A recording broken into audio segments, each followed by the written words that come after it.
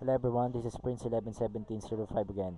Just want to update you about the recent statement that Pacquiao made during an interview. And he said,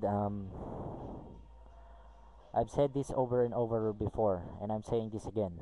I want Floyd Mayweather Jr. to be my next opponent, and I haven't changed my choice despite recent developments. I am meeting with my promoter Rob Arum on Tuesday, and I will insist that the fight with Mayweather be given the preference than the four others in the list.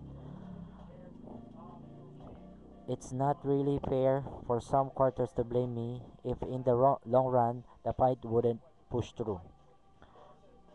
When Arum sits in the negotiation table, he will be laying on the table all the conditions we want, which everybody knew already are simple. That I will abide by his demand for drug testing, and I even agreeable to get lesser purse just to the just just so the fight would push through.